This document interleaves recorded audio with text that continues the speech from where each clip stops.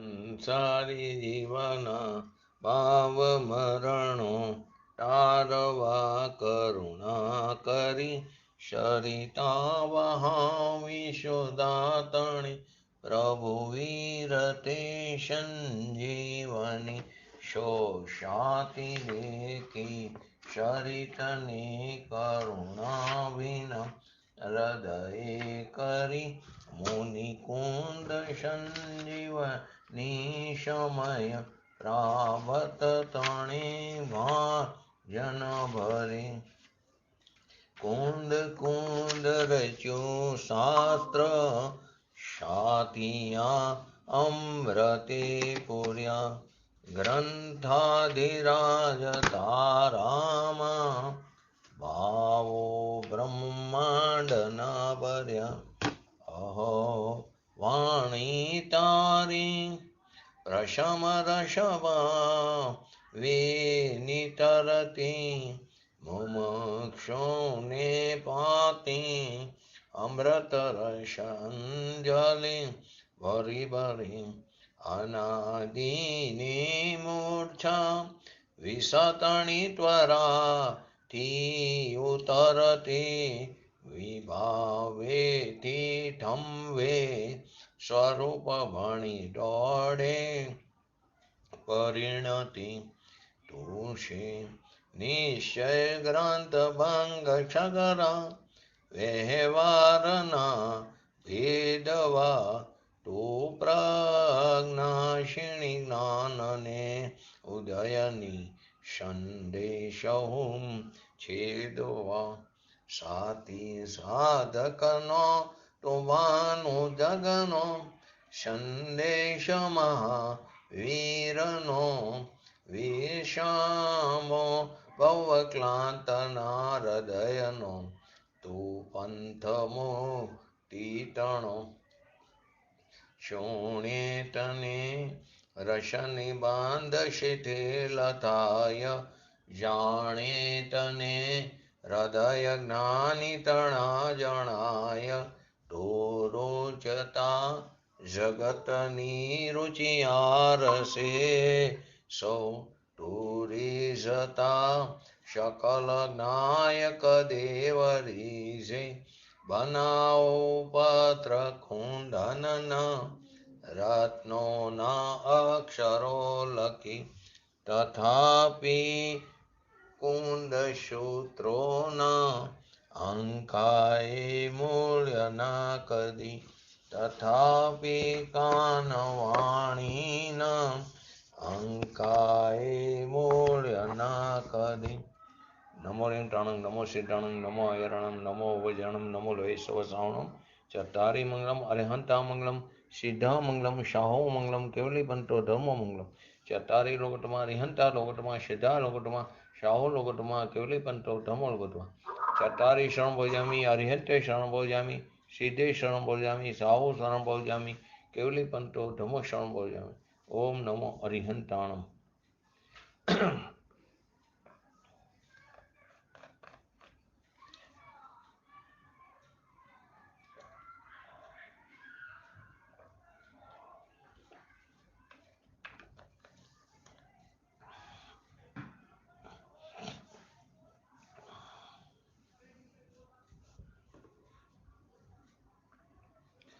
શ્રી સમયસા ગ્રંથાધિરાજ કરતા કર્મ અધિકારનો 97 નંબરનો શ્લોક પૂજ્ય ગુરુદેવ શ્રીના પ્રવચનના આધારે સંક્ષેપમાં તો પહેલાં જ સમજી લીધો છે, પણ પૂજ્ય ગુરુદેવ શ્રીના પ્રવચનના આધારે થોડું વિસ્તૃતમાં સમજીએ તો પહેલાં તેનું હરિગીત. કરવા રૂપ ક્રિયાની અંદર જાણન ક્રિયાનો નહીં ભાસ, જાણન રૂપ ક્રિયાની અંદર કરતા ક્રિયાનો નહીં વાસ. ભિન્ન ભિન્ન છે ભિન્ન ભિન્ન તેથી છે બંને જ્ઞપ્તિ એમ કરોતી જાણ. વરી કર્યું એથી પણ એવું જ્ઞાતા તે કરતા નહીં માન. અહીં એમ કહેવા માંગે છે, જ્ઞપ્તિ કરોતી ન હિ ભાસતે દંત, જ્ઞપ્તો કરોતી સ્વ ન ભાસતે દંત, જ્ઞપ્તિ કરોતી સ્વ તતો વિભિન્ને, જ્ઞાતા ન કરતેતી તત સ્થિતિ ચ. એટલે કે એવી જ રીતે કરવારૂપ ક્રિયા અને જાણવારૂપ ક્રિયા બંને ભિન્ન ભિન્ન છે. શું કહેવા માંગે છે કે કરવારૂપ ક્રિયાની અંદરમાં જાણવારૂપ ક્રિયા ભાસતી નથી ને જાણવારૂપ ક્રિયાની અંદરમાં કરવારૂપ ક્રિયા ભાસતી નથી. માટે જ્ઞપ્તિ ક્રિયા અને કરોતી ક્રિયા બંને કેવી છે? ભિન્ન ભિન્ન છે. અને તેથી એમ નિષ્કર્ષ નીકળે કે જે જ્ઞાતા છે તે કરતા નથી અને જે કરતા છે તે જ્ઞાતા નથી. ભાવાર્થની અંદર એમ કહેશે કે હું પરદ્રવ્યને કરું છું એમ જ્યારે આત્મા પરિણમે છે ત્યારે તો કરતા કર્મ ભાવ પરિણમન ક્રિયા કરતો હોવાથી, એટલે કે કરોતી ક્રિયા કરતો હોવાથી તે કરતા જ છે. હું પરદ્રવ્યને કરું છું એવું જ્યાં અંદર ભાન છે, એવું જ્યારે અભિપ્રાયમાં પડ્યું છે, એટલે કે એમ જ્યારે આત્મા પરિણમે છે ત્યારે તો તે કરતા જ છે, કરોતી ક્રિયા કરતો હોવાથી. અને જ્યારે હું પરદ્રવ્યને જાણું છું એમ પરિણમે છે ત્યારે જ્ઞાતા ભાવે પરિણમતો હોવાથી, એટલે કે જ્ઞપ્તિ ક્રિયા કરતો હોવાથી તે જ્ઞાતા છે. ઓલામાં કરોતી ક્રિયા કરતા હોવાથી કરતા છે. પ્રશ્ન એ થયો હતો કે અવિરત સમ્યક દ્રષ્ટિને ચોથા ગુણસ્થાન વર્તી કે જ્યાં એ બધાને, એટલે ચોથાથી લઈને આગળ એ બધાને જ્યાં સુધી ચારિત્ર મોહનો ઉદય છે, કેમ કે 4 ચોકડી છે ને, તો અવિરત સમ્યક દ્રષ્ટિને 1 ચોકડીનો અભાવ પંચમ ગુણસ્થાનને, 2 ચોકડીનો છઠ્ઠા ગુણસ્થાનને, 3 ચોકડીનો અભાવ, તો કે એ બધાને જ્યાં સુધી ચારિત્ર મોહનો ઉદય છે ત્યાં સુધી તો તે કષાય રૂપે પરિણમે છે. તો તેને કરતા કહેવાય કે નહીં? છે ને, ચારિત્ર મોહના ઉદયના નિમિત્તે ત્યાં છે કષાય આદિ, 9નો કષાય પણ છે, ક્રોધમાન માયા લોભ પણ છે. જેટલી ચોકડીનો અભાવ હોય બાકીના ક્રોધમાન માયા લોભ તો છે. હાસ્ય, રતિ, અરતિ, શોક, ભય, જુગુપ્સા 3 પ્રકારના વેદ પણ છે. તો કે અહીં તો અત્યારે કષાયની વાત છે, ક્રોધમાન માયા લોભની. તો કે ત્યાં સુધી તે કષાય રૂપે પરિણમે છે તો તેને કરતા કહેવાય કે નહીં? તેના ઉત્તર રૂપમાં શું નીકળે કે સમ્યક દ્રષ્ટિ વગેરેને ચોથા ગુણસ્થાનથી લઈને આગળ, એટલે છઠ્ઠા સુધીની લો અત્યારે, ચોથું, પાંચમું અને છઠ્ઠું ગુણસ્થાન, તો કે સમ્યક દ્રષ્ટિ વગેરેને શ્રદ્ધા જ્ઞાનના ચોથા ગુણસ્થાનમાં તો અવિરત સમ્યક દ્રષ્ટિને સ્વરૂપાચરણ ચારિત્રનો અંશ પણ પ્રગટી ગયો છે. કેમ કે સર્વગુણ સમ્યક્ત્વ અનંત અનંત ગુણોનો અંશ ત્યાં ભલે વધુ ઓછા અંશે પણ ત્યાં વિતરાગતા પ્રગટ થઈ ગઈ છે, એટલે કે એની પર્યાયનું શુદ્ધ પર્યાય રૂપે પરિણમન થયું છે. તો શ્રદ્ધા જ્ઞાનમાં પદ્રવ્યના સ્વામીપણા રૂપે કરતાપણાનો અભિપ્રાય નથી. એ તો આપણે વારંવાર કહીશું કે જ્ઞાનીને રાગ દ્વેષ આદિ હોય છે વિકાર ભાવ, પરંતુ તે તેનો સ્વામી નથી, તેનો માલિક નથી, રાગનો રાગી નથી. એને કષાયરૂપ પરિણમન છે એ એના ઉદયની બળજોરીથી છે. એનો એ જ્ઞાતા છે, એનો જાણનાર છે, એનો કરનાર નથી. એથી એને અજ્ઞાન સંબંધી કરતાપણું નથી. જે આપણને મિથ્યા દ્રષ્ટિ જીવને અજ્ઞાન સંબંધી કરતાપણું છે એવું એને કરતાપણું નથી. અને એની બળજોરીથી, નિમિત્તની બળજોરીથી થતા પરિણમનનું ફળ હોય છે કિંચિત, અલ્પ સ્થિતિ, અલ્પ અનુભાગ બંધ હોય છે સમ્યક દ્રષ્ટિને પણ, પરંતુ તે સંસારનું કારણ નથી. કેમ કે મિથ્યાત્વનો અભાવ છે, વિતરાગ પર્યાયનું પ્રગટપણું થઈ ગયું છે. હવે એ ઝાઝો સમય સુધી સંસારમાં નહીં રહે, એનો સંસાર મર્યાદિત થઈ ગયો છે. અને જે કંઈ એ સંસારમાં રહે છે એ જે પણ ભવ થાય, ઝાઝા ભવ પણ કેવરીના જ્ઞાનમાં એના જણાતા નથી. તો જે પણ ભવ થાય છે તે તેના જ્ઞાનના જ્ઞેય છે. એ વધારેમાં વધારે ઉત્કૃષ્ટ કિંચિત ન્યૂનતમ અર્ધપૂતગલ પરાવર્તનથી વધારે બહાર રહી શકતો નથી, રહેતો નથી. એ ફરી પોતાના સ્વભાવના જોરે પુરુષાર્થ કરીને તે પૂર્ણ દશા પ્રાપ્ત કરે છે. એ સંસારનું કારણ નથી. જેવી રીતે એક્ઝામ્પલ, વૃક્ષની જડ કાપી નાખી, મૂળિયામાં ઘા કરી દીધો, પછી વૃક્ષ પડ્યું રહે કિંચિત અમુક સમય સુધી, અથવા ન પણ રહે, પરંતુ ક્ષણે ક્ષણે તેનો નાશ થઈ જાય, સુકાઈ જાય છે. રહે વૃક્ષ અથવા ન પણ રહે, પરંતુ મૂળિયાને બારી નાખ્યા હોય તો એ વૃક્ષ સુકાઈ જ જાય. ક્ષણે ક્ષણે તેનો નાશ થતો જ જાય છે. તો કે કરો તો અંતર જ્ઞપ્તિ નહીં ભાસતી, એટલે કરવારૂપ ક્રિયાની અંદરમાં પરિણીતિ લીધી, પર્યાય લીધી, એ ક્રિયા લીધી છે. પછી એ ક્રિયા રાગની હોય, દયાદાન વ્રતની, તપની, ભક્તિની ક્રિયા હોય. એ કરવાની ક્રિયાની અંદરમાં જાણવારૂપ ક્રિયા ભ્રાસતી નથી. કરવારૂપ ક્રિયાની અંદર પછી કોઈ પણ કરવારૂપ ક્રિયા હોય, દયાની હોય, વ્રતની હોય, તપની હોય, ભક્તિની હોય, એની અંદર જાણવારૂપ ક્રિયા ભાસતી નથી. રાગના શુભ અશુભ રાગની ક્રિયાના કરતાપણામાં જાણવારૂપ ક્રિયા એમાં હોતી નથી. શુભ અશુભ રાગની ક્રિયાના કરતાપણામાં જાણવારૂપ ક્રિયા એમાં હોતી નથી, એટલે કે એમાં ભાસતી નથી. જેને અંદર રાગનો ભાવ જ ભાસે છે, જેને રાગની જ અધિકતા છે, જેને રાગમાં જ વિસ્મયતા છે, જેને રાગમાં જ પોતાનો અસ્તિત્વનો સ્વીકાર કર્યો છે, તેને ત્યાં જાણવારૂપ ક્રિયા હોતી નથી, એને ભાસતી નથી. એનો ઉત્પાદને ધ્રુવ એમાં જ બધું છે ખરેખર તો. એને પરની હારે કોઈ સંબંધ નથી. પરંતુ જ્યાં સુધી જીવની દ્રષ્ટિ ઉત્પાદવયની પર્યાય ઉપર છે, ત્યાં સુધી એ જ્ઞાતા ત્રિકારી છે એનું એને ભાન નથી, એ બેભાન રહેશે. તેથી ઉત્પાદવય પર્યાયની બુદ્ધિવાળા રાગનો કરતા થાય છે. જેને ઉત્પાદવય પર્યાયની બુદ્ધિ છે, એના ઉપર જેને દ્રષ્ટિ છે, તે રાગનો કરતા થાય છે. એવાને જ્ઞાતાની ક્રિયા હોતી નથી, જ્ઞપ્તિ ક્રિયા હોતી નથી. અન્ય મતમાં આવે નિષ્કામ કર્મ. બે વસ્તુ કેવી રીતે થાય? કરવાનો ભાવ ને વરી નિષ્કામ. આવે છે અન્ય મતમાં નિષ્કામ કર્મ. તો કે કરવાનો ભાવ અને વરી પાછું નિષ્કામ, બે વસ્તુ કેવી રીતે થાય? આખો આ વિતરાગ માર્ગ અન્ય માર્ગથી નિરાળો છે. વિતરાગ સર્વજ્ઞ દેવ પરમેશ્વર ભગવાને આ માર્ગને દેખાડ્યો છે. જે વસ્તુ સ્વરૂપ તેનું નિરૂપણ કર્યું છે. ને એવો સર્વજ્ઞ પરમેશ્વર હું પોતે છું. એ સર્વજ્ઞ પરમેશ્વરને આપણે જો માયનો તો કાર્ય થઈ જાય, એનો સ્વીકાર કરી દો. પરંતુ માયનો નથી, એને કરવાની ક્રિયામાંથી સર્વજ્ઞ સ્વભાવ ભાસતો નથી. જેને પોતાના સ્વરૂપને સ્વીકાર્યું નથી, એને કરવાની ક્રિયામાં સર્વજ્ઞ સ્વભાવ ભાસતો નથી. જેને રાગનો અંશ ભલે નાનો પણ સૂક્ષ્મ રાગનો અંશ પણ પડ્યો હોય, એમાં એના અભિપ્રાયમાં એ પડ્યો હોય, પછી ભલે તે આર્ત ધ્યાનનો હોય કે રૌદ્ર ધ્યાનનો હોય, પછી દયાનો હોય કે દાનનો હોય કે ભક્તિનો હોય કે તપનો હોય કે સ્વાધ્યાયનો હોય,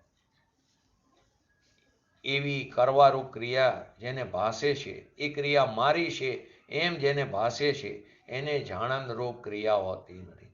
ભલે સૂક્ષ્મ રાગનો અંશ પડ્યો હોય. જેને પ્રત્યેમાં ઘણા બધા એક્ઝામ્પલો છે. આપણે પણ અનંતવાર મિથ્યા દ્રષ્ટિ દ્રવ્યલિંગી મુનિપણું ધારણ કર્યું છે. અનંતવાર 28 મૂળગુણોનું પાલન કર્યું છે. અનંતવાર 5 મહાવ્રતો, 5 સમિતિ, 3 ગુપ્તિનું યથાયોગ્ય પાલન કર્યું છે. પરંતુ આત્માને ન જાણ્યો. એના ફળ સ્વરૂપે ક્યાં સુધી ગયા? 9મી ગ્રીવેક સુધી ગયા.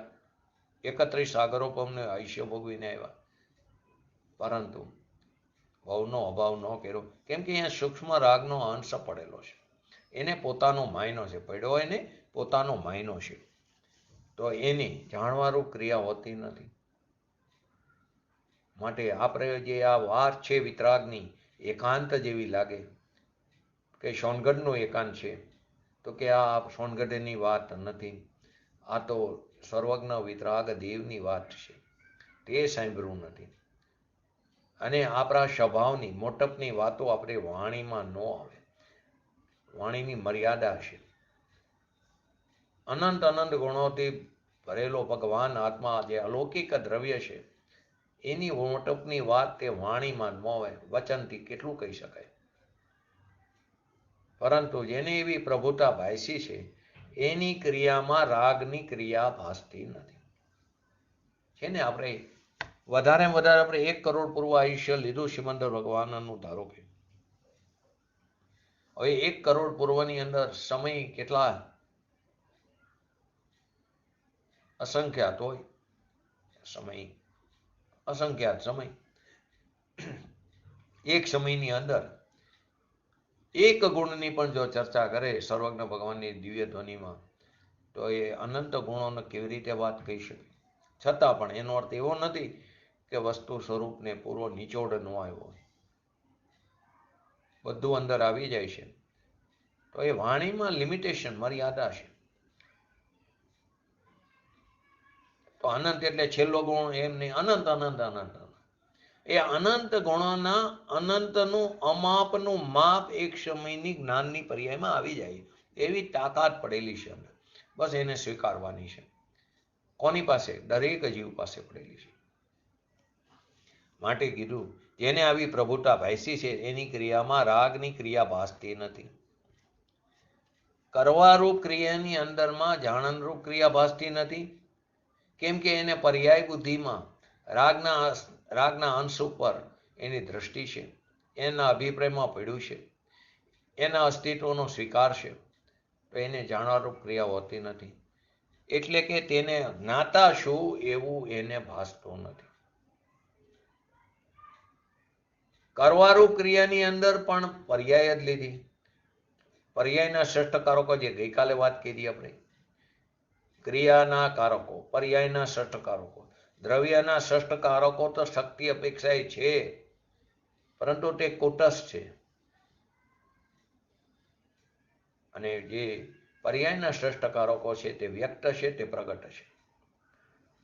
તે 6 કારકો કરવારૂપ ક્રિયાની અંદરમાં પણ ક્રિયાના જ 6 કારકોની વાત છે.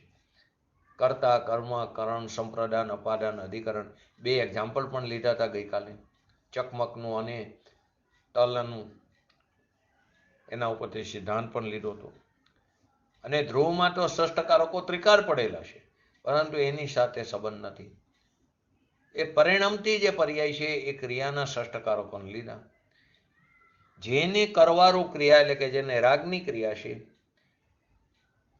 એ રાગની ક્રિયા કરવામાં એ ભાસે છે. એમાં જ્ઞાતાપણાની પર્યાય હોતી નથી. એ જ્ઞપ્તો અનંત કરોતી નો ભાષિત. એટલે જાણવારૂપ ક્રિયાની અંદર જાણન દેખનાર ભગવાન આત્મા ચૈતન્ય સ્વભાવથી, પૂર્ણ સ્વભાવથી ભરેલો, એમાં પણ ક્રિયાની જ વાત છે, એ પણ પરિણીતિની વાત છે. એમાં કરવારૂપ ક્રિયા હોતી નથી, ભાસતી નથી, એટલે કે હોતી જ નથી. અને કરવાની ક્રિયામાં જાણવાની ક્રિયા ભાસતી નથી. તો એમાં પણ એ જે જાણવાની ક્રિયા છે એમાં પણ એ પર્યાયના શ્રેષ્ઠ કારકો. જાણન ક્રિયા એટલે કે સ્વભાવ સન્મુખની ક્રિયા, જે જાણન છે એમાં રાગની ક્રિયા ભાસતી નથી, એટલે કે હોતી નથી. ધારો કે રાગની ક્રિયા જ્યાં ભાસે કે મેં આ કર્યું, મેં દયા પારી, મેં પુણ્ય કર્યું. અહીં તો દયા પારવી એ પણ ઘણી દૂરની વસ્તુ કીધી. દયાનો જે ભાવ આવ્યો એ મેં કર્યો, એટલે વિકલ્પ. દયા પારવી એ તો પછીની વસ્તુ છે, પણ એ વિકલ્પ આવ્યો એ પણ મેં કર્યો. એવા જીવને પણ જાણન ક્રિયા ભાસતી નથી. શાસ્ત્ર અભ્યાસ કરે, ઉપવાસ આદિ કરે, એ બધો વિકલ્પ છે. શાસ્ત્ર અભ્યાસ પરદ્રવ્યનો અભ્યાસ છે. સ્વના આશ્રય કરે તો કાર્ય થાય. બાકી અનંત વાર આપણે અનાદિકાળથી અત્યાર સુધીમાં શાસ્ત્રો પણ વાંચ્યા, પન્ના ફેરવા, કાર્ય ન થયું.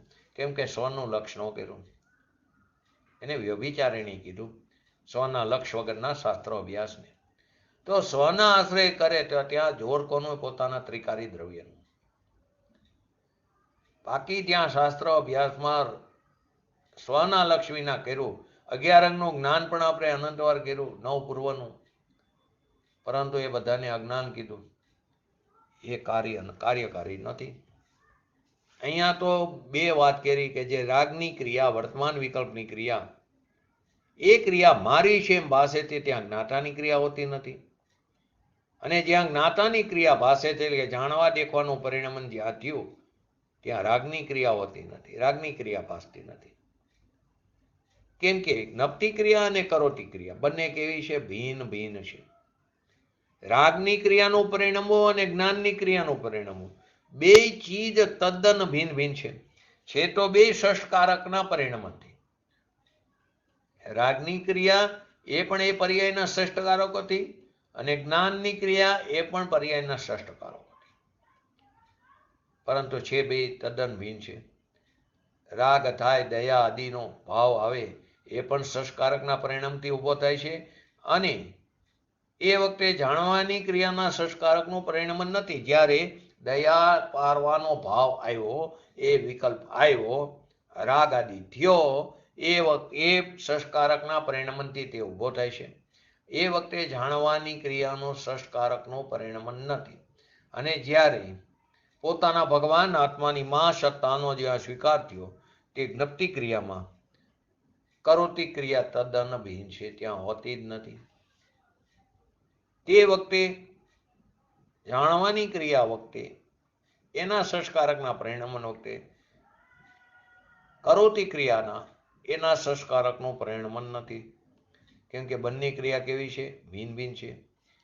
કેમ કે એક સમયમાં, કેમ કે જ્ઞપ્તિ ક્રિયા અને કરોતી ક્રિયા બંને ભિન્ન છે. જો એક સિદ્ધાંત સમજો, એક સમયમાં બે ક્રિયા ન હોય,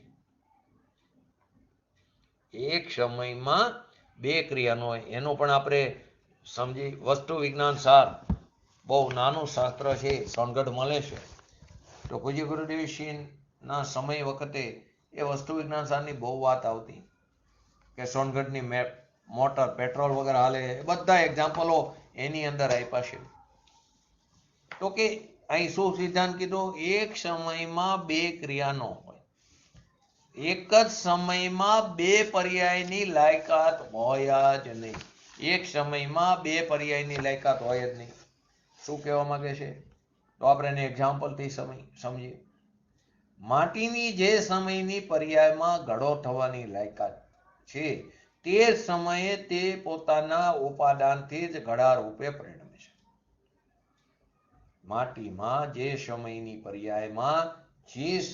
પર્યાયમાં ઘડો થવાની લાયકાત છે, કેમ કે માટી તો પડેલી હોય તો દરેક વખતે ઘડો બનતો નથી. એટલે જે સમયની પર્યાયમાં ઘડો થવાની લાયકાત છે તે જ સમયે તે પોતાના ઉપાદાનથી જ ઘડા રૂપે પરિણમે છે. અને તે વખતે કુંભારની હાજરી, ઉપસ્થિતિ, નિમિત્તની એ પોતાને કારણે હોય છે. અનુકૂળ વસ્તુ એને નિમિત્ત કીધું આપણે. ઘડો થાય ત્યારે કુંભાર ન હોય એમ પણ બને પણ નહીં. ત્યાં દરજી હોય, કડિયો હોય, એમ ન બને. છતાં કુંભાર આવ્યો માટે માટીની અવસ્થા થઈ ઘડા રૂપે, એમ નથી. ઘડો થવાનો હતો માટે કુંભારને આવવું પડ્યું, એમ પણ નથી. બે વસ્તુ. કુંભાર આવ્યો માટે માટીની અવસ્થા ઘડા રૂપે થઈ, એમ પણ નથી. અને ઘડો થવાનો હતો માટે કુંભારને નિમિત્તને આવવું પડ્યું, એમ પણ નથી. માટીમાં સ્વતંત્રપણે તે સમયની પર્યાયની લાયકાતથી ઘડો થયો છે. અને તે વખતે કુંભાર પોતાની પર્યાયની સ્વતંત્ર લાયકાતથી હાજર છે. પણ કુંભારે ઘડો કર્યો નથી, તેમજ કુંભારના નિમિત્તથી પણ ઘડો થયો નથી. તો શું કીધું? એક જ પર્યાયમાં બે પ્રકારની લાયકાત હોય જ નહીં. તો પ્રશ્ન થાય એમાંથી. આ સિદ્ધાંત છે કે જ્યાં સુધી કુંભાર રૂપી નિમિત્ત નહોતું, જ્યાં સુધી ગૌતમ ગણધર નહોતા, ત્યાં સુધી મહાવીર સ્વામી ભગવાનની દિવ્ય ધ્વનિ ન કરી છે ને. અન્ય મતમાં, જૈન મતમાં એવું માને, નિમિત્તને જોર આપી દીધું. અહીં પણ એમ કે જ્યાં સુધી કુંભાર રૂપી નિમિત્ત નહોતું ત્યાં સુધી માટીમાંથી ઘડો કેમ ન થયો? થવો જોઈએ ને. તો ખાસ એ સમજવાનું છે કે જે વખતે માટીમાંથી ઘડો નથી થયો, તે વખતે તેનામાં શું ઘડો થવાની યોગ્યતા છે? જે વખતે માટીમાં ઘડો ન થયો તો એમાંથી માટીમાંથી ઘડો થવાની યોગ્યતા છે કે ઘડો થવાની યોગ્યતા જ નથી એમાં?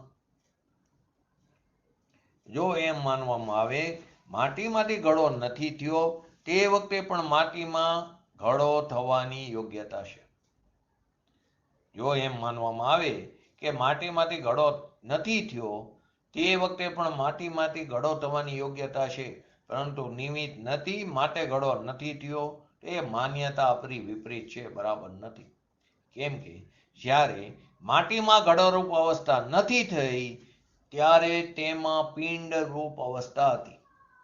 જ્યારે માટીમાં ઘડારૂપ અવસ્થા નહોતી થઈ ત્યારે તેમાં પિંડરૂપ અવસ્થા છે, અને તે વખતે તે અવસ્થા થવાની તેની યોગ્યતા છે. માટીની એ પિંડરૂપ અવસ્થા થવાની જ માટીમાં યોગ્યતા છે, અને જે સમયે માટીની પર્યાયમાં પિંડરૂપ અવસ્થાની યોગ્યતા હોય તે જ સમયે તેમાં ઘડારૂપ થવાની અવસ્થાનો પણ યોગ્યતા હોઈ શકે જ નહીં. કેમ કે એક જ પર્યાયમાં બે પ્રકારની લાયકાત, એક સમયમાં એક જ પર્યાય હોય. શું કીધું? જે સમયે માટીની પર્યાયમાં પિંડરૂપ અવસ્થા થવાની યોગ્યતા હોય તે જ સમયે તેમાં ઘડારૂપ અવસ્થાની પણ યોગ્યતા હોઈ શકે જ નહીં. કેમ કે એક જ પર્યાયમાં એક સાથે બે પ્રકારની યોગ્યતા હોઈ શકે. એક જ પર્યાયમાં એક સાથે મિથ્યાત્વ પણ હોય અને સમ્યક્ત્વ પણ હોય એમ બની શકે નહીં. એક જ પર્યાયમાં એક સાથે બે પ્રકારની યોગ્યતા હોઈ શકે જ નહીં. માટે આ સિદ્ધાંત ખૂબ અગત્યનો છે. આ સિદ્ધાંત ઉપરથી શું નક્કી થયું? માટીમાંથી જે વખતે પિંડરૂપ વગેરે અવસ્થા હતી તે વખતે તેમાં ઘડારૂપ અવસ્થાની યોગ્યતા જ નહોતી, અને તેથી તેમાં ઘડો ન થયો. પરંતુ કુંભાર નહોતો માટે ઘડો ન થયો, એ વાત ખરેખર ખોટી છે. સિદ્ધાંતને સમજવો જરૂર. બીજું એક્ઝામ્પલ સમજી આપો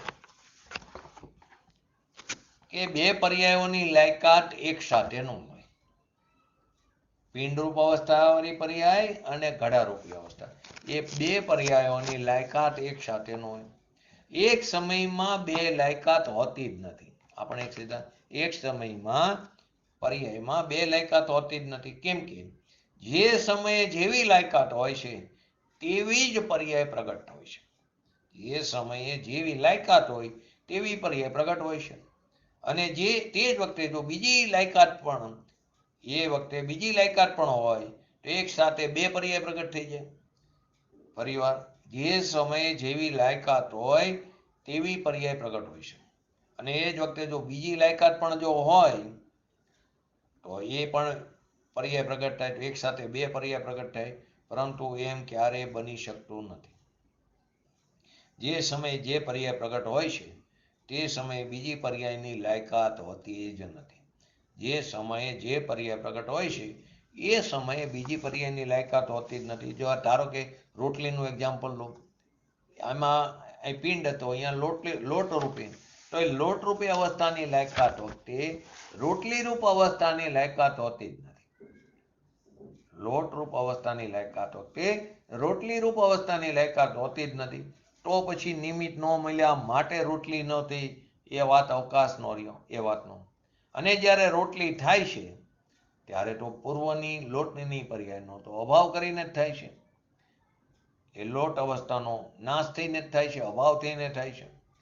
તો પછી બીજાને તેનું કારણ કેવી રીતે કહેવાય?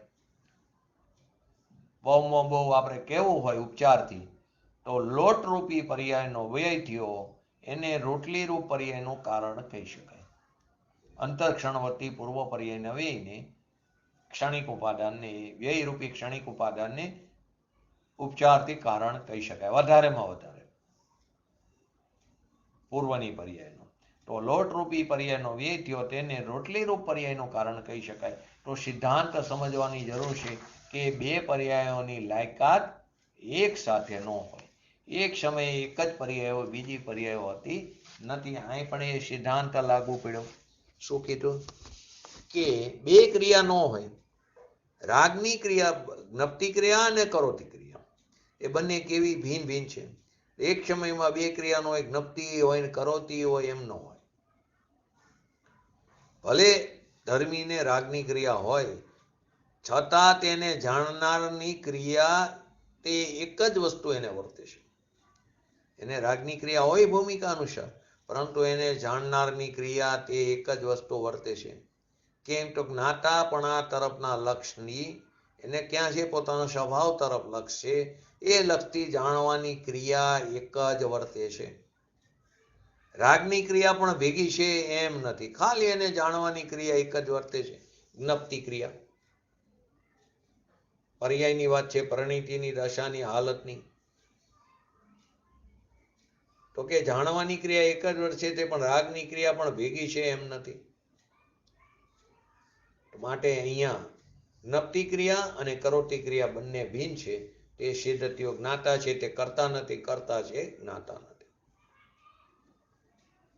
ત્રિકારિક નાયક સ્વભાવને જેણે સ્વીકાર્યો તે હવે રાગનો કરતા છે જ નહીં. પરની વાત તો બહુ દૂર રહી, પરંતુ પોતાની પર્યાયમાં ઉત્પન્ન થતા રાગ દ્વેષ આદિ વિકારી ભાવનો તે કરતા નથી. શરીર, વાણી, જળ એ બધી વસ્તુ તો બહુ દૂરની વાત થઈ. તો પૂજ્ય ગુરુદેવશ્રીના સમયમાં તો બહુ વિરોધ થતો કે આ ક્યાંથી ક્યાં વાત લઈ જાય છે. તો એમને એ વખતે બહાર બધા પંડિતો ભેગા થયા તો અહીંયા એવી વાત કરી કે જે પરનો કરતા ન માને તે દિગંબર નહીં. પરનો કરતા જે ન માને તે દિગંબર નથી. ઇન્દોરની અંદર ચર્ચામાં વાત થઈ. શેના માટે? સોનગઢનો વિરોધ કરવા માટે. પરનો કરતા ન માને તે દિગંબર જૈન નથી. તો પૂજ્ય ગુરુદેવશ્રી કે એ વસ્તુ તો બહુ દૂરની રહી ગઈ. રાગનો કરતા માને તે દિગંબર જૈન નથી. પરનો કરતા તો બહુ દૂરની વસ્તુ છે, પરંતુ રાગનો કરતા માને તે દિગંબર જૈન નથી. કેમ કે ઓલું પર વસ્તુ તો પૃથક છે, એના પ્રદેશો તો મારા પ્રદેશોથી તદ્દન ભિન્ન છે. પણ પોતાની પર્યાયમાં ઉત્પન્ન થતા રાગ દ્વેષાદી ભાવ એનો કરતા માને તે પણ દિગંબર જૈન નથી. આની જગ્યાએ શુભ ભાવમાં જીવ અટકીને પડ્યો છે. તો એને શું કીધું? પ્રેમીને મળવા જતી સ્ત્રીનું એક્ઝામ્પલ આપ્યું. પ્રેમીની સ્ત્રી જેમ એને મળે છે, ભરે છે, એમ અજ્ઞાની રાગ દ્વેષાદી શુભાશુભ ભાવમાં ભરે છે. શુભ રાગમાં ધર્મ માનીને બેઠા છે. વસ્તુ તો અંદર પડી છે. ક્યાં પડી? નજીક જ. જ્યાંથી પર્યાય ઉત્પન્ન થાય ત્યાં જ ભગવાન આત્મા બિરાજમાન છે, પરંતુ તે તરફ દ્રષ્ટિ નથી. માટે કીધું જે જ્ઞાતા છે તે કરતા નથી. તો હું પદ્રવ્યને કરું છું, એટલે કે હું રાગને કરું છું. એ પદ્રવ્ય છે રાગ, સ્વદ્રવ્ય તો નથી. એમ જ્યારે આત્મા પરિણમે છે, રાગને કરું છું એમ રાગ પણ પરિણમે છે, ત્યારે તો કરતા ભાવરૂપ પરિણમન ક્રિયા કરતો હોવાથી, કરોતી ક્રિયા કરતો હોવાથી તે કરતા જ છે. અને હું જ્યારે પદ્રવ્યને જાણું છું, ખરેખર તો હું પદ્રવ્યને જાણું છું એમ કહેવું તે વ્યવહારનું કથન છે. હું પરને જાણતો જ નથી. જાણતો જ નથી. કઈ અપેક્ષાએ કીધું? તેની અંદર લીન થઈને, પરને નિષ્ઠ થઈને જાણતો નથી. તે પરને જાણે છે એ સ્વમાં રહીને, પોતાના સ્વચતુષ્યમાં રહીને, એટલે પર સંબંધીના જ્ઞાનને જ્ઞાન જાણી રહ્યું છે, પોતાના સ્વચતુષ્યમાં રહીને. એટલે કે પરને હું પદ્રવ્યને જાણું છું એ પણ વ્યવહારથી કીધું છે. પદ્રવ્યને જાણું છું એમ જે પરિણમે છે, એટલે કે સ્વને જાણે છે, તે સ્વને જાણે, સ્વભાવને જાણે, તે વખતે પરદ્રવ્ય ઝરકી જાય છે, અવભાષિત થાય છે. તો સ્વને જાણે છે ને રાગ થાય છે, એને પણ પોતાનામાં રહીને એ રાગની અપેક્ષા વિના તેને જાણે છે. એટલે કે જ્ઞાતા ભાવે પરિણમતો હોવાથી, એક જ્ઞપ્તિ ક્રિયા કરતો હોવાથી એ કરોતી ક્રિયા, એટલે કે તે કરતા નથી. જાણવાની પરિણમન ક્રિયા છે, એ સ્વભાવ સન્મુખની ક્રિયા છે, સ્વ ચૈતન્યના સન્મુખ છે, સન્મુખની ક્રિયા છે. રાગથી કેવો છે? વિભક્ત છે, રાગથી વિમુખ છે. માટે કીધું જ્ઞપ્તિ ક્રિયા કરતો હોવાથી તે કેવો છે? જ્ઞાતા જ છે. કોઈને એ પ્રશ્ન પણ થાય, આ બધી વસ્તુ તો અઘરી લાગે, તો કે આ બધી ઉપલા ગુણસ્થાનવાળાની વાત છે. પૂજ્ય ગુરુદેવશ્રીના સમયમાં એ વાત થતી, નામ પણ આપેલા જ્ઞાન સાગરજી, શાંતિ સાગરજી, કે નિર્વિકલ્પ સંકેત તો સાતમે થાય. કેમ કે શુદ્ધ ઉપયોગને અન્ય દિગંબર મતમાં સાતમા ગુણસ્થાને માને છે. અહીં તો કે જેટલા અંશે સ્વભાવમાં સ્થિર થયો, એટલા અંશે શુદ્ધ ઉપયોગ, એટલા અંશે સંવર, એટલા અંશે શાંતિ, એટલા અંશે વેદન છે, એટલા અંશે સુખની પ્રાપ્તિ છે. એ લોકો એમ કે નહીં, એ ત્યારે તો શુભ જોગ જ હોય. સર્વગુણ સમ્યક્ત્વ, બધા ગુણોનો અંશ ત્યાં પ્રગટ થઈ જાય છે. તો અહીં કહે છે કે અવિરત સમ્યક દ્રષ્ટિ આદિને જ્યાં સુધી ચારિત્રમોનો ઉદય છે ત્યાં સુધી તો તે કશાય રૂપે તો પરિણમે છે. તો એની ક્રિયાનો કરતા કેવો કે નો કેવો? અવિરત સમ્યક દ્રષ્ટિ છે, જેને હજી ત્યાગ નથી રાગનો, ચારિત્ર મોહનો ત્યાગ નથી, વિષય વાસના આદિ છે એનામાં ભૂમિકા અનુસાર, એટલે ઇન્દ્રિયના વિષયથી તે વિરત્યો નથી. અવિરતિમાં કીધું ને 6 ઇન્દ્રિયોનો વિષય, 12 પ્રકાર 12 કીધું. તો એ 6 ઇન્દ્રિયોના વિષયથી વિરત્યો નથી, એટલે કે વિષય વાસનાથી, વિષય કશાયથી નિવર્ત્યો નથી. તો કે સમ્યક દ્રષ્ટિ આદિ, પાંચમા ગુણસ્થાન વર્તી શ્રાવક, છઠ્ઠા ગુણસ્થાન વર્તી ભાવલિંગી દિગંબર મુનિરાજ, કે જ્યાં સુધી ચારિત્ર મોહનો ઉદય છે એને રાગ તો આવે છે, શુભ રાગ આવે, અશુભ રાગ આવે, એ ક્રિયા તો થાય છે, ત્યાં સુધી તો તે કશાય રૂપે પરિણમે છે. તો તેને કરતા કેવો કે નહીં? તો સમાધાનમાં આગળ સમજાય એમ કે અવિરતિ સમ્યક દ્રષ્ટિ આદિ વગેરે ભલે ચોથે ગુણસ્થાન હોય, પાંચમે હોય કે મુનિ હોય, પરંતુ એના શ્રદ્ધા જ્ઞાનમાં અપરદ્રવ્યના સ્વામીપણાનો, કરતાપણાનો અભિપ્રાય નથી. એને રાગ હોય છે છતાં એને પદ્રવ્યના સ્વામીપણા રૂપ, એટલે કરતાપણા રૂપ અભિપ્રાય નથી. એટલે કે એ મારો છે અને હું એનો સ્વામી છું એવી એને દ્રષ્ટિ નથી. કેમ કે ધર્મીની દ્રષ્ટિ તો સ્વસ્વામી શબ્દમાં છે. ધર્મીની દ્રષ્ટિ ક્યાં? સ્વસ્વામી શબ્દમાં છે, કે પોતાના દ્રવ્ય ગુણ જે ત્રિકારી શુદ્ધ છે તે સ્વ છે અને હું એનો સ્વામી છું. રાગ દ્વેષ આદિ છે એનો હું સ્વામી નથી. માટે કીધું અવિરતિ સમ્યક દ્રષ્ટિ આદિને શ્રદ્ધા જ્ઞાનમાં પરદ્રવ્યના સ્વામીપણા રૂપ કરતાપણાનો અભિપ્રાય નથી. રાગ થાય છે તે ઉદયની બળજોરીથી છે, નબળાઈનું કારણ છે, પુરુષાર્થની નબળાઈનું કારણ છે. ઉદયની બળજોરી કીધું એનો અર્થ એ નથી કે એનો અર્થ કે એનો નથી. ઉદયની બળજોરી કીધી ત્યાં એનો અર્થ કે એનો નથી. કોનો છે? પરદ્રવ્ય કીધું, રાગ દ્વેષ આદિ. એટલે કે એને પોતાનો માનતો નથી. ઉદયની બળજોરી કીધી એનો અર્થ એમ કે એનો નથી રાગ દ્વેષ આદિ, એટલે કે એને પોતાનો માનતો નથી. થાય છે પોતાની પરિયમાં, પોતાની ઝીણી દશાએ, પરંતુ એને પોતાનો માનતો નથી. એટલે એને ઉદયની બળજોરી કીધી. બાકી છે તો પરિણમન, પોતાનું હીણી દશા, પરંતુ ઉદયની બળજોરી કીધી એટલે કે એનો જ્ઞાતા છે. આવો સમ્યક દ્રષ્ટિ જીવ અવિરતિ ગ્રહ દશામાં હોય, હજારો રાણીઓ હોય, 96,000 રાણીની વાત આવે, એની વિષયની વાસના પણ આવે, છતાં તે સ્વામીપણાના કરતાપણાનો અભિપ્રાય નથી એની અંદર. પકડમાં ફરક છે. કશાયરો પરિણમન છે, એટલે કે ઉદયની બળજોરી, એટલે કે એને પોતાનો કરવાનો ભાવ નથી. એટલે કે એને પુરુષાર્થની નબળાઈ, એને ઉદયનું જોર છે. આ ઠીક છે એમ કરીને કરવાનો ભાવ નથી. રાગ અંદર આવે છે, થાય છે, પરંતુ તે તેનો જ્ઞાતા છે, જાણનાર દેખનાર છે, પોતાની ભૂમિકામાં રહીને જાણનાર છે. માટે તેને અજ્ઞાન સંબંધી કરતાપણું નથી. રાગ મારો છે, એ મારું કર્તવ્ય છે, એવા અજ્ઞાનપણા સંબંધીનું કરતાપણું નથી.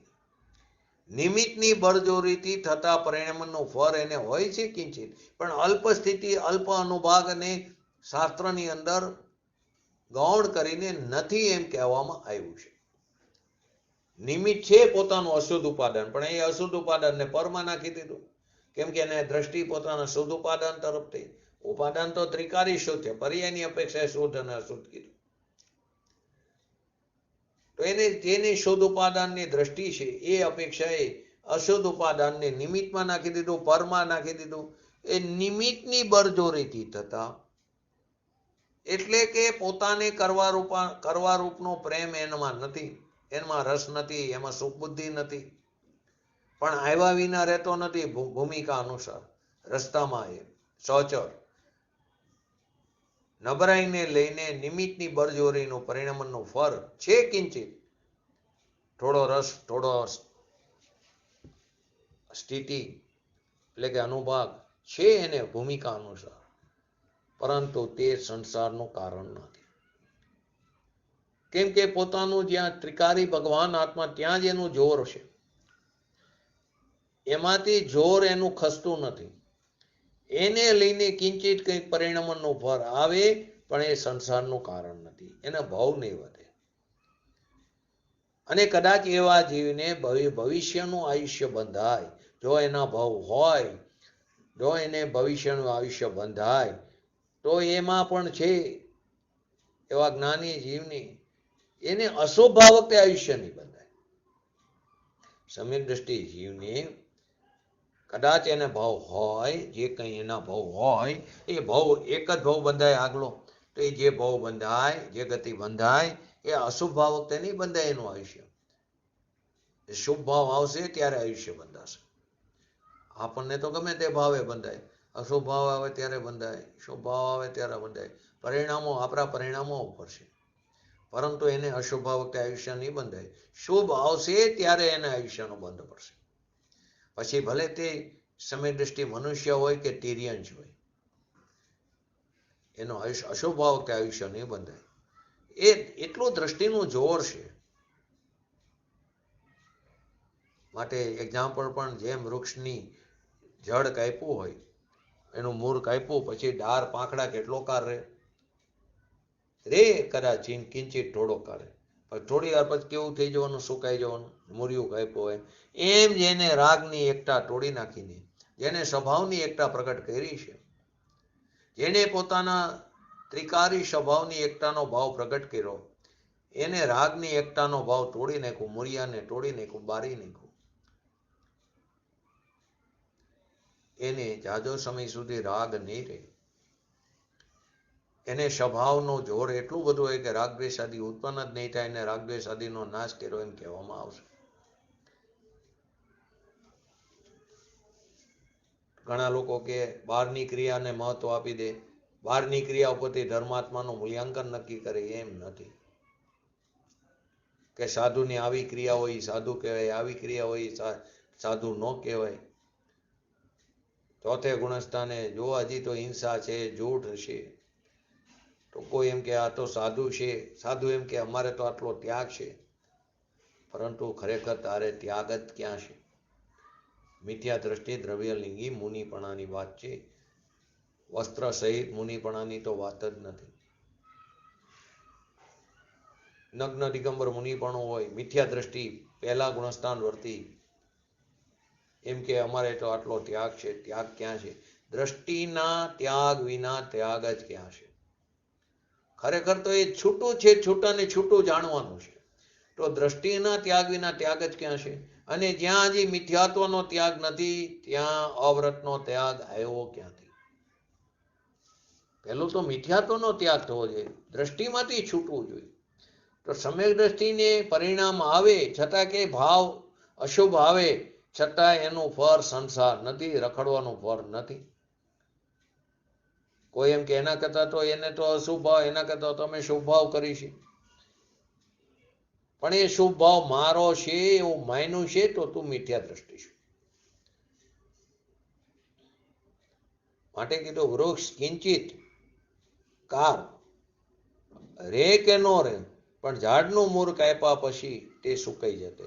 ને થોડી વારમાં નાશને પ્રાપ્ત થઈ જશે, કે ક્ષણે ક્ષણે તેનો નાશ થતો જ જાય છે. એમ પોતાના ભગવાન આત્માને આખું તત્વ જે પૂર્ણાનંદ સ્વભાવી, જ્ઞાન સ્વભાવી એવા તત્વને જ્યાં દ્રષ્ટિમાં લીધું, દ્રષ્ટિમાં સ્વીકારવામાં આવ્યું, પછી હવે એને રાગદ્વેષાદી શુભ અશુભ ભાવ આવે, રાગદ્વેષાદી શુભ અશુભ ભાવ આવે, પણ એ લાંબો સમય ટકશે નહીં, એનો નાશ થતો જ જશે. એવી રીતે વૃક્ષનું મૂળ બારી નાખ્યું. જો ઘણાના ઘરે ઝાડ હોય તો એ ઝાડ વધારે બહુ મોટા થઈ જાય, મૂળિયા અંદર સુધી જાય, તો મૂળિયાને અંદર કેરોસીન નાખીને બારી નાખે, બરાબર ઝાડ સુકાઈ જાય છે. તો અહીં કે છે એને રાગદ્વેષાદી અશુભ ભાવ આવે, શુભ ભાવ આવે સમય દ્રષ્ટિને, પણ એને લાંબો સમય ટકશે નહીં, એનો નાશ થતો જ જાય છે. માટે મૂળ દ્રષ્ટિ સમ્યક દર્શન શું ચીજ છે, એનો વિષય શું છે, એનો જ્યાં સુધી પત્તો નહીં મળે, જ્યાં સુધી એ વિધિની પ્રાપ્તિ નહીં કરે, ત્યાં સુધી નિધિ નહીં થાય, નિધિની પ્રાપ્તિ નહીં થાય. ત્યાં સુધી સમ્યક દર્શન વિનાના વ્રત તપ ભક્તિ આદિ એકડા વગરના મીંડા છે. એને 12 તપ 12 વ્રત કીધા. એ રણમાં પોક મૂકવા જેવું છે. જ્ઞાનીને રાગ આવે પરંતુ તે નાશ થવા લાયક છે, કેમ કે તે એમાં એનો કર્તાપણો ભાસતો નથી, એને જાણન ક્રિયા ભાસે છે, કેમ કે એને એકતાનો રાગ નથી, એને અસ્થિરતાનો રાગ છે. એને રાગની અંદર એકત્વ નથી, સ્વભાવની અંદર એકત્વ, રાગથી વિરક્ત છે, અસ્થિરતા રૂપી રાગ છે. એટલે એને એનો ટેમ કે એને મૂળ તો બારી નાખ્યું છે, તો મૂળ બારી નાખ્યું, ક્ષણે ક્ષણે એનો નાશ તો થતો જ હશે. એને હવે જાજો સમય બહાર નહીં રહે. અનંતકાળની અપેક્ષાએ કિંચિત ન્યૂનતમ અર્ધભૂતગલ પરાવર્તનને અલ્પકાર કીધું. આ રીતે આપણે 97 નંબરની ગાથામાં 2 થી 3 સિદ્ધાંત સમજ્યા. એક સમયમાં એક જ પર્યાય હોય, 2 પર્યાયની લાયકાત ન હોય ને એક્ઝામ્પલથી સમજ્યા, કુંભાર અને ઘડાના અને રોટલીના એક્ઝામ્પલથી. અને આ 97 નંબરના શ્લોકને પૂજ્ય ગુરુદેવશ્રીના પ્રવચનના આધારે આપણે સમજ્યા. આજે હવે 98 નંબરનો શ્લોક. તો 98 નંબરના શ્લોકની અંદર પહેલા આપણે એને હરિગીત જોઈએ. નથી કર્મમાં કરતા અને વરી કર્મ કરતામાં નથી, નથી કર્મમાં કરતા અને વરી કર્મ કરતામાં નથી, તેથી કરતા કર્મની સ્થિતિ કદી બનતી નથી. છે કર્મમાં બસ કર્મ, જ્ઞાતા જ્ઞાનમાં જ રહે. છે કર્મમાં બસ કર્મ, જ્ઞાતા જ્ઞાનમાં જ રહે ખરે. છે આમ તો એ મોહ આ કા નાચતો રહે, છે આમ તો એ મોહ આ કા નાચતો રહે. અરે આશ્ચર્ય થાય. નથી કર્મમાં કરતા કે કરતામાં કર્મ, તેથી કરતા કર્મની સ્થિતિ કદી બનતી નથી. તો ભાઈ કેમ મોહ નાચે છે? કે નિશ્ચય નહીથી ન તો કરતા કર્મમાં છે, ન તો કર્મ કરતામાં છે. આ રીતે પરસ્પર બંનેનો નિષેધ કરવામાં આવે તો પછી કરતા કર્મની શું સ્થિતિ થશે? એટલે કે જીવ અને પૂતગલને કરતા કર્મપણું ક્યારેય નહીં થઈ શકે. જીવ અને પૂતગલને કરતા કર્મપણું ક્યારેય નહીં થઈ શકે. એ રીતે જ્ઞાતા સદા જ્ઞાતામાં જ છે અને કર્મ સદા કર્મમાં જ છે ને. ત્રીજી લીટી છે કર્મમાં બસ કર્મ, જ્ઞાતા જ્ઞાનમાં જ રહે કરે. એટલે કે જ્ઞાતા સદા જ્ઞાતામાં જ છે અને કર્મ સદા કર્મમાં જ છે. વસ્તુની આવી સ્થિતિ એકદમ પ્રગટ છે, છતાં પણ આ મોહ પડદા પાછળ અત્યંત વેગથી કેમ નાચી રહ્યો છે? મોહ પડદાની પાછળ અત્યંત વેગથી કેમ નાચી રહ્યો છે? આ આશ્ચર્ય છે, આ ખેદની વાત છે. પાંડે રાજમલજીએ કરસ ટીકામાં કરતા શબ્દનો અર્થ ભાવ કર્મ એટલે રાગદ્વેષાદી અશુદ્ધ પરિણામ જે છે પરિણીત અજ્ઞાની જીવ લીધો છે, અને કર્મનો અર્થ જ્ઞાનાવણી આદિ કર્મરૂપ પરિણમન પૂતગલપીન લીધો છે. એક ભાવ કર્મ અને એક દ્રવ્ય કર્મ લીધો. આ રીતે એમણે કરતા કર્મમાં નથી અને કર્મ કરતામાં નથી. એનો અર્થ શું કર્યો? કે બંનેમાં એક પણ નથી. એને એ જ આધારથી શું નિષ્કર્ષ નીકળું કે જ્યારે અજ્ઞાની જીવ અને નાનાવણી આદિ પૂતગલ કર્મ એ બંને જુદા જુદા છે, તો પછી એનામાં પરસ્પર કરતા કર્મ ભાવ કેવી રીતે થઈ શકે? શું નિષ્કર્ષ કર્યું કે જ્યારે અજ્ઞાની જીવ અને નાનાવણીય રૂપ પૂતગલ કર્મ એ બંને ભિન્ન ભિન્ન જ છે, તો પછી એમનામાં પરસ્પર કરતા કર્મ ભાવ કેવી રીતે થઈ શકે?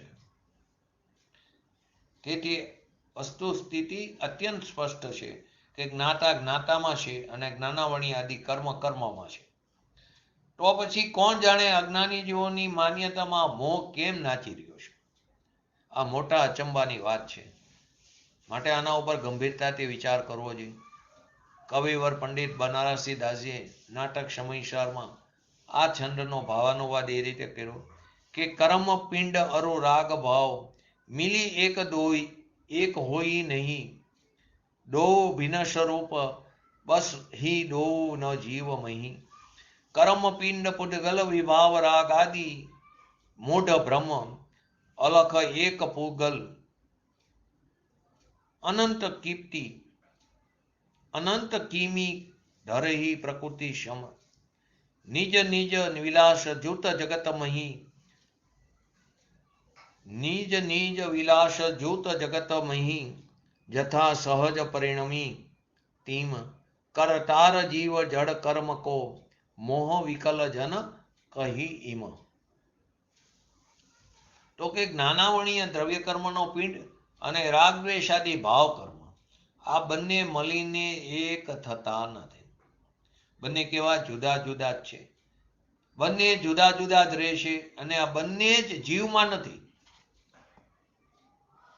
જીવથી બંને ભિન્ન છે.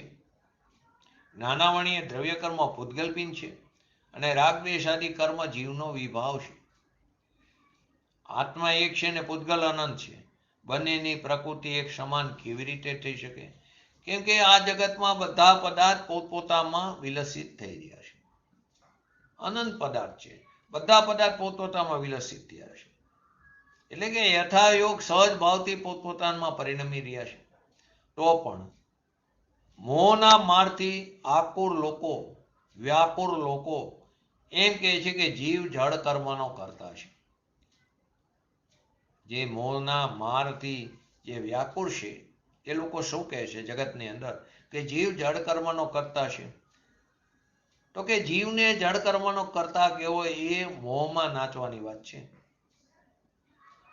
કરસ ટીકાકાર અને નાટક સમયસારના કથનમાં થોડું ઘણું અંતર આવ્યું, પરંતુ બંનેનો નિષ્કર્ષ એક જ છે કે જ્ઞાનાવણી જળ કર્મનો કરતા તો અજ્ઞાની જીવ પણ નથી. જ્ઞાનાવણી આદિ જળ કર્મનો કરતા તે અજ્ઞાની જીવ પણ નથી. પંડિત જયચંદજી છાબડાએ ભાવાર્થમાં એમણે પણ એનો અર્થ સ્પષ્ટ કર્યો. કર્મ તો કેવું છે? પૂતગલ છે.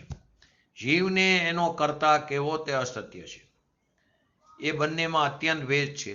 ન તો જીવ પૂતગલમાં છે ને ન તો પૂતગલ જીવમાં છે. તો પછી એમાં કરતા કર્મ ભાવ કેવી રીતે હોઈ શકે? તેથી જીવ તો કેવો છે? જ્ઞાતા છે. તે જ્ઞાતા જ છે.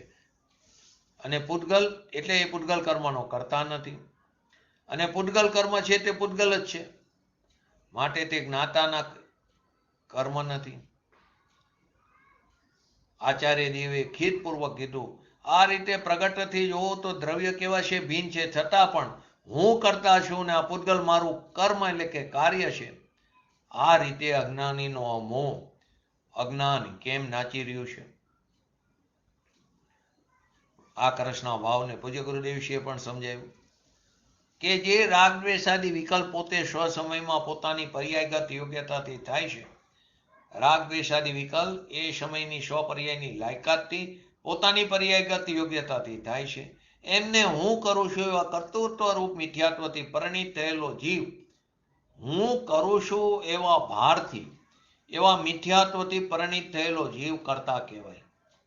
તે કરતા જીવ પણ જળ કર્મને કરતો નથી, પરંતુ એ મિથ્યાત્વથી પરિણિત થયેલો જીવને કરતા કીધો. એ કરતા એ ભાવ કર્મનો કીધા, પણ એ જળ કર્મનો કરતા નથી. અને તે જળ કર્મ એ કર્તાનું કાર્ય થઈ શકતું નથી. કારણ કે જળ કર્મનો કરતા ચેતન હોતો નથી.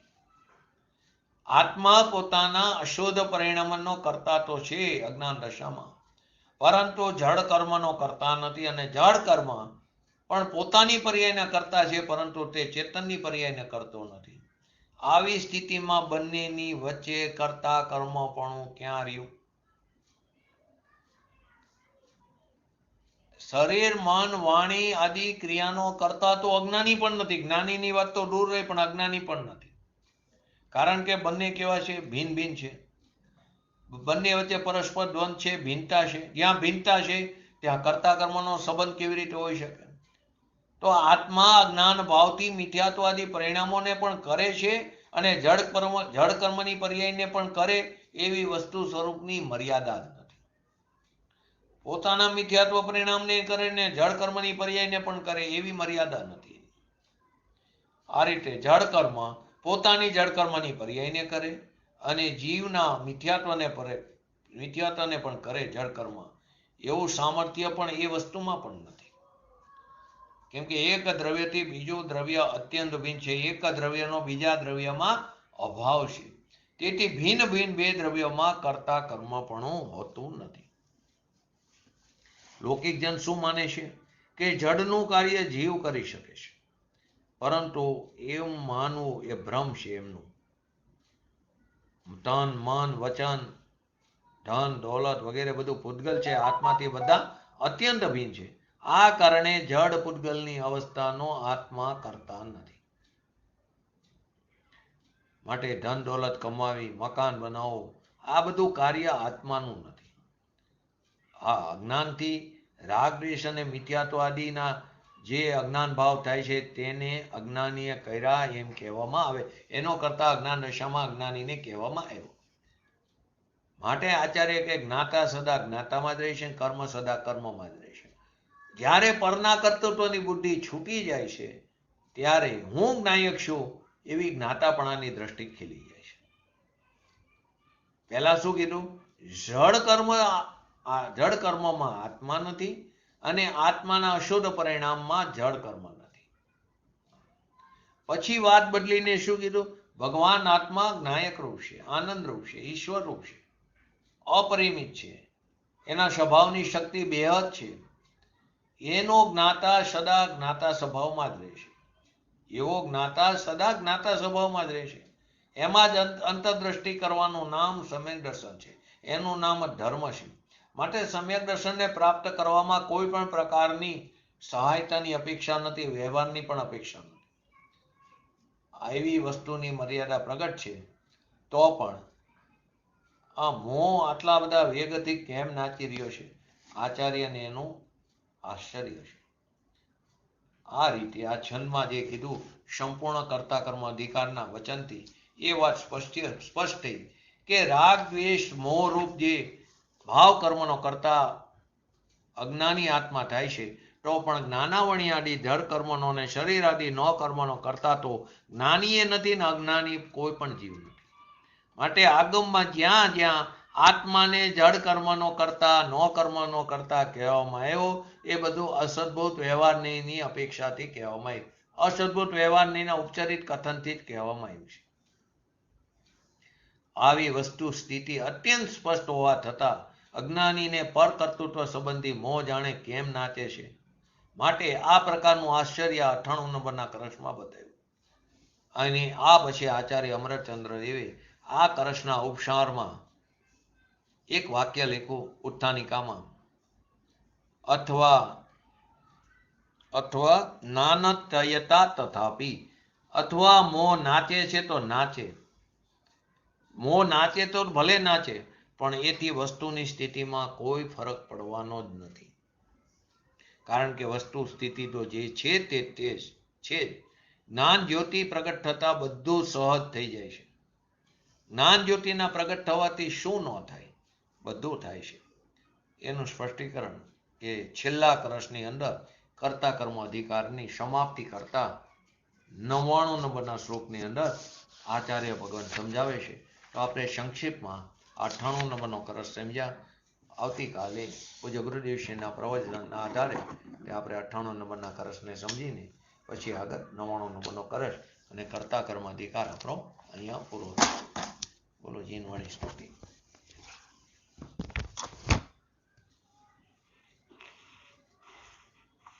શુભા ધર્મ સંતા ધની ધર્મશાળા મુધાતા પુનીર્ના શનિ મેઘમાળા મહામોહ વિધ્વંસની મોક્ષદાની નમો દેવી વાગેશ્વરી જૈનવાણી નમો દેવી વાગેશ્વરી જૈનવાણી. નમો રિંગટાણમ નમો સિદ્ધાણમ નમો અયરણમ નમો વચનમ નમો લવિસ્રવસવનમ ચટ્ટારી મંગલમ અરિહંતા મંગલમ સિદ્ધા મંગલમ શાહુ મંગલમ કેવલી પંતો ધમો મંગલમ.